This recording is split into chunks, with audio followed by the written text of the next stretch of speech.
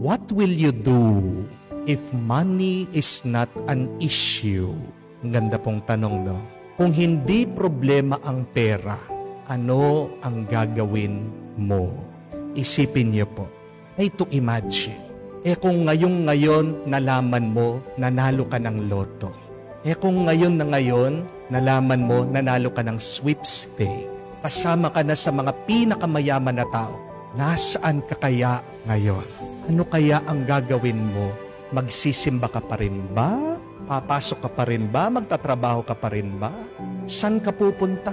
Mananatili ka pa rin ba diyan sa bahay nyo? Pagtitiisan mo pa rin ba yung iyong asawa? O baka iiwan mo na siya sa ibang mas mabait, sa ibang mas guwapo?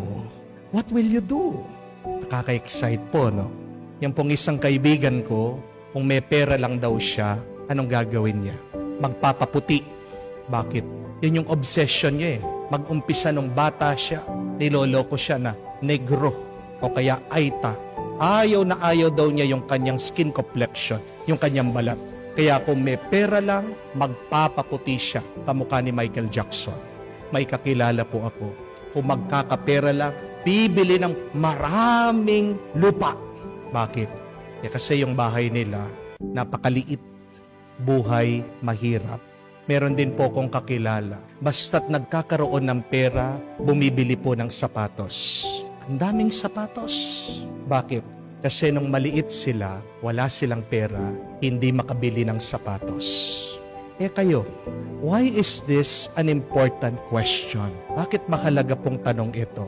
Because remember, money will reveal your true character. Money will reveal your true intention. And money will reveal your true priority. Bigyan mo ng pera ang tao, lilitaw ano talaga ang kanyang ugali. Amen? At kadalasan, ang tao, pag nagkaroon ng pera at kayamanan, ano ang inuuna niya? Yung kanyang pamumuhay. Pinapaganda niya yung kanyang pamumuhay. Let's be honest. That is the truth. That whenever we have money and wealth, our priority is to improve the quality of our lives. Masama po ba yun? Hindi. Hindi naman masama na ayusin mong bahay mo, magkaroon ka ng sasakyan, makain mo yung gusto mong makain, papuntahan mo yung gusto mong puntahan. Masama po ba yun? Hindi. Hindi masama yung mabili mo yung gusto mong bilhin, mapag-aral mo yung mga anak mo sa isang quality na eskwela. Walang masama doon. Pero, tandaan nyo ito, pagdating sa pera at kayamanan, minsan nabubulag tayo. Money sometimes blinds us to what is truly important and essential. Dahil ang katotohanan, ito. It does not mean that when you improve the quality of your life, that you improve the quality of your thoughts, and that you improve the quality of your soul. Ibig bang sabihin pag nagkaroon ka ng pera, ng kayamanan, hindi ka na magagalit, hindi ka na maiinis? Minsan nga, yung mga mapera, napapansin ko, yung mga negosyante, sila yung mainit ang ulo. Pinapagalitan nila yung kanilang mga trabahador. Minsan pag minumura, parang wala ng kaluluwa yung kanilang mga kinakausap. Di po ba? Ibig bang sabihin, pag may pera ka na, hindi ka na matatakot, hindi ka na mangangamba. May sakit ka, minsan hindi makatulog. Meron naman pera pang gamot, nag-aalala, nangangamba, nanginginig. Bakit? Natatakot mamatay. Amen? May pera na, pero bakit nag-aaway-away ang mga magkakapatid, ang iyong mga anak? Because you are rich in your life, but you are poor in your mind, in your thoughts.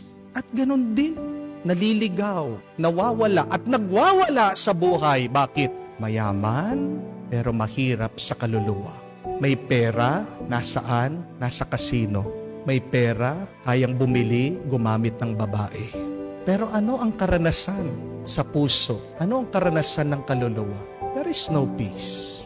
Walang kapayapaan. Kaya nga sabi ng Diyos, mas madali para sa kamelyo ang makapasok sa butas ng karayom kesa sa isang mayaman na makakapasok sa langit. Bakit mahihirapan ang mayaman na makapasok sa langit? Kasi baka hindi ang Diyos ang priority ang inuuna. Kasi baka hindi mabitawan ang mga bitbit, ang mga dala, ang mga naipon. Remember this, my dear friends. It is better to enter heaven poor than to enter hell rich.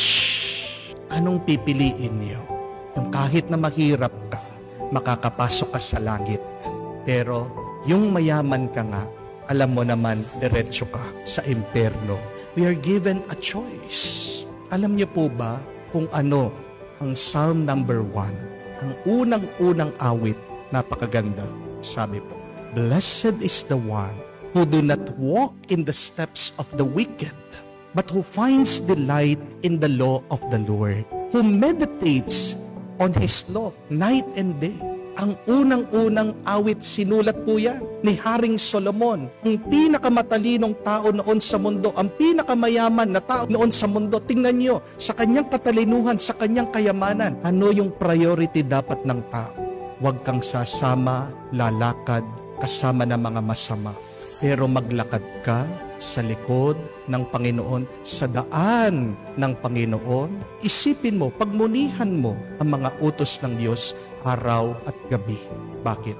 Dahil ang tao na sumusunod sa utos ng Diyos, mababasa niyo po in Psalm 112 that the one who fears the Lord, who finds delight in His command, His children will be mighty in the land.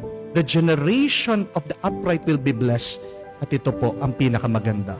Wealth, riches are in His house, and the righteous endures forever.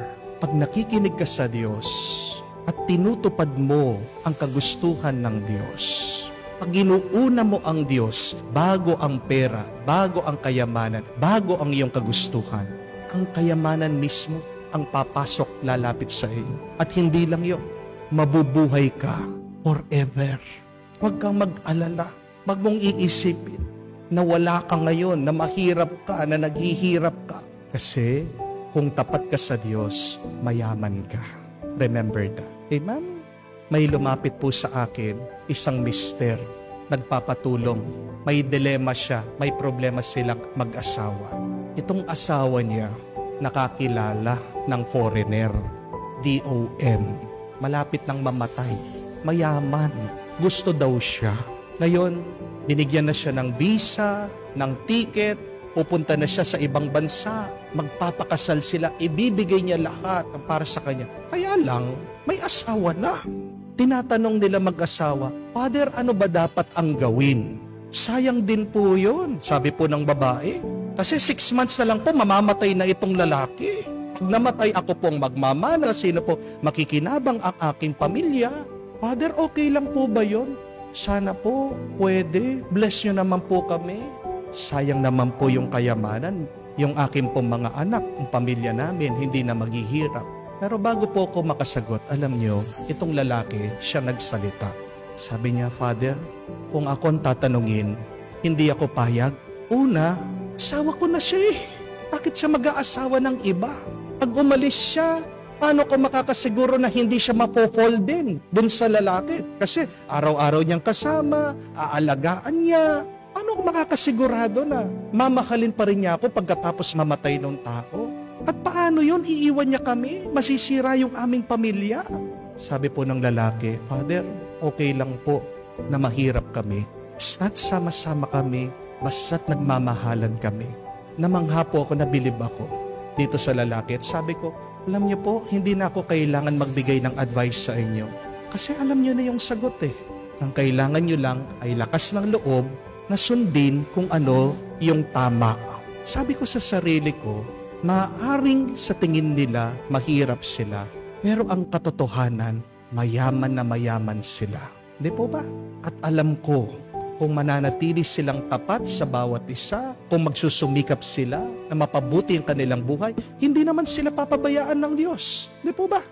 Sino ang mga natatakot na maghirap? Yan ay ang mga taong walang tiwala sa Diyos. But if you trust God with all of your heart, with all of your mind, will you be afraid? No. Maghihirap ka ba kung nagtitiwala ka, naniniwala ka sa Diyos? Hindi.